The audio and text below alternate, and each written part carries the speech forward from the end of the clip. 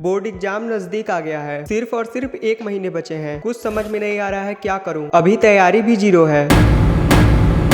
तो दोस्तों मैं आपको बता दूं कि 1 महीने भी कम नहीं होते। अगर आप में पोटेंशियल है, क्षमता है और मन में ये चाह है 90% लाने का, तो आप ला दोगे। तो दोस्तों आज मैं आपसे इस वीडियो में खुलकर बात करने वाला हूँ। इससे पहले भी मैंने स्टडी के ऊपर 3 और वीडियो बना रखी है। अगर आप उन वीडियो को भी देखना चाहते हो और उससे कुछ सीखना चाहते हो तो उसका लिंक आपको डिस्क्रिप्शन में मिल जाएगा। दोस्तों 1 महीना कम नहीं होता। इसी 1 महीने में आपका रैंक, रिजल्ट और फ्यूचर बदलता है। तो आज से फोन साइड में रखो और पढ़ाई स्टार्ट करो, क्योंकि ये वक्त अब वापस लौट कर नहीं आने वाला है। यही वो वक्त है जिसमें तुम लोगों के सामने अपने आप को प्रूफ करोगे कि सच में मैं एक टैलेंटेड बच्चा हूँ। जिसने तुम्हारा मजाक बनाया है उन्हें मुंह तोड़ जवाब देने का वो समय आ गया है। अब अगर आपने ये 1 महीने गवा दिए तो फिर आपका जीवन बर्बाद हो जाएगा, जिंदगी से भी, रिजल्ट से भी। तो आज से पढ़ना स्टार्ट करो और फालतू की चीजें बंद करो। अब आइए मैं आपको बताता हूँ कि अपने सिलेबस को 1 महीने में कवर कैसे करें। अब आपको कम से कम दिन में 8 से 10 घंटे पढ़ने हैं, उससे कम नहीं। पहले तो आपको अपने आप से ये बिल्कुल भी नहीं कहना है कि मेरा सिलेबस हार्ड है, मुझसे नहीं होगा, बल्कि अपने आप से ये बोलो कि बस 1 महीने ही बचे हैं ना, मैं सब कर लूंगा, आज से 0 से स्टार्ट करूंगा। अब देखो क्लास 10 हो या 12 हो, मैं इस वीडियो में पहले 10 की बात करूंगा फिर 12 की। देखो 10 में 6 सब्जेक्ट होते हैं। मैं यूपी बोर्ड की बात कर रहा हूँ। Hindi, English, math, social science जिसे हम सामाजिक विज्ञान कहते हैं, ड्राइंग और साइंस। देखो क्लास 10 में फिजिक्स, केमिस्ट्री और बायोलॉजी तीनों एक में ही होता है। सबसे पहले हम हिंदी की बात करते हैं और ये बात आपको पता होना चाहिए कि हिंदी और इंग्लिश स्कोरिंग विषय होता है। इसमें आप जितना चाहे उतना नंबर ला सकते हो अगर मन से पढ़ोगे तब। तो सबसे पहले हिंदी को 3 भागों में तोड़ दो। पहला हिंदी व्याकरण, दूसरा याद करने वाला, तीसरा लिखने वाला। अब पहले चरण में हिंदी व्याकरण है। इसमें रस, छंद, अलंकार पूरा याद करो जो कि मोस्ट इंपोर्टेंट है और कंफर्म है कि ये चीज बोर्ड एग्जाम में आते ही आते हैं। और भी बहुत सारे हैं जैसे संधि, विलोम, पर्यायवाची इत्यादि। इन सब चीजों को भी आपको याद करना है। अब आते हैं दूसरे चरण में, याद करने वाला। तो सबसे पहला है जीवन परिचय जो कि मोस्ट इंपोर्टेंट है। जो हिंदी में मोस्ट इंपोर्टेंट लेखक और कवि हैं उन लोगों का जीवन परिचय याद कर लो। और क्लास 10 के हिंदी में शायद 4 लाइन की कविता भी आती है। तीसरा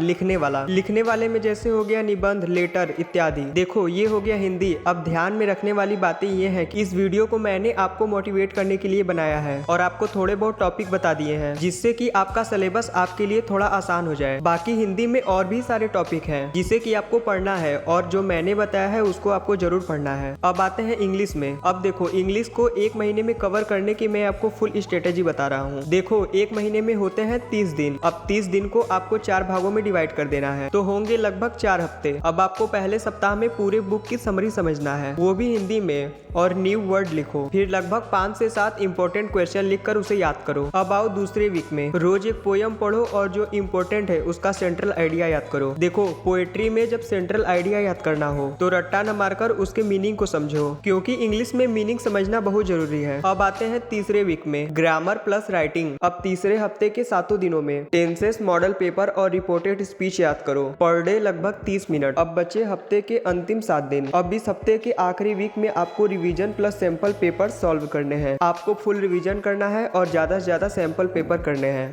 अब आते हैं मैथ की तरफ। मैथ में आपको सबसे पहले आसान चैप्टर पढ़ने हैं जो कि आपको अच्छे से आता हो, जिससे क्या होगा कि आपका कॉन्फिडेंस बढ़ेगा। रोज आपको अपने मैथ का सूत्र याद करना है और सिंपल हो या हार्ड वो आपके ऊपर डिपेंड करता है। आपको लगभग 20 से 25 सवाल रोज करने हैं और अगर सवाल करते वक्त गलत हो जाए तो उससे कुछ सीखना है और दोबारा उसे करना है। सिंपल क्वेश्चन करते करते आपको हार्ड की ओर जाना है और सिर्फ इंपॉर्टेंट क्वेश्चन करना है, क्योंकि आपके पास टाइम बिल्कुल भी नहीं बचा है। और ज्यादा से ज्यादा मॉडल पेपर सॉल्व करने हैं। तो ये हो गया मैथ। अब आते हैं सोशल साइंस की तरफ, सामाजिक विज्ञान। इसमें पहले हफ्ते में आपको यूरोप का राष्ट्रवाद, भारत में राष्ट्रवाद, किसान मजदूर और राष्ट्रीय आंदोलन, इन सब चैप्टर को आपको कवर करना है। अब दूसरे हफ्ते में आपको भूगोल में संसाधन एवं विकास, कृषि, जल संसाधन, खनिज व ऊर्जा संसाधन, इन सबको आपको पढ़ना है। ध्यान रखना मैप रोज 15 मिनट, डायग्राम बनाकर जरूर याद करना। अब आते हैं तीसरे हफ्ते में राजनीतिक विज्ञान, सत्ता की साझेदारी, संघवाद, लोकतंत्र और विविधता, राजनीतिक दल, इन सबको पढ़ने हैं। अब चौथे हफ्ते में पूरा रिवीजन करो, केवल याद करो। अब आते हैं साइंस में। साइंस को रोज 3 घंटा समय देना। पहले हफ्ते में स्कोरिंग पार्ट कंप्लीट करो, जैसे थ्योरी जिसे परिभाषा कहते हैं। अब दूसरे हफ्ते में रसायन विज्ञान की पूरी अभिक्रियाएं याद करो। देखो, रिएक्शन को रटना नहीं है, समझना है। अब तीसरे हफ्ते में फिजिक्स, इसमें प्रकाश का परावर्तन व अपवर्तन सीखना है। और हो गया मानव नेत्र, विद्युत, चुंबकत्व और ज्यादा से ज्यादा न्यूमेरिकल लगाओ। अब चौथे हफ्ते में बस मॉडल पेपर सॉल्व करो। अब अगर हम ड्राइंग की बात करें तो 3-4 मॉडल पेपर मोबाइल से उठाओ और बस उसी को बनाना सीख लो। इतने में ड्राइंग समाप्त हो जाएगा। तो दोस्तों, ये हो गया 10 का। इसमें मैंने 12 का नहीं बताया है क्योंकि वीडियो बहुत लंबी हो जाती है। और अगर आपको 12 का भी चाहिए तो मुझे कमेंट कर देना, मैं उस पर एक अलग से वीडियो बना दूंगा कि एक महीने में उसे कवर कैसे करें। तो आज के लिए इतना ही, धन्यवाद।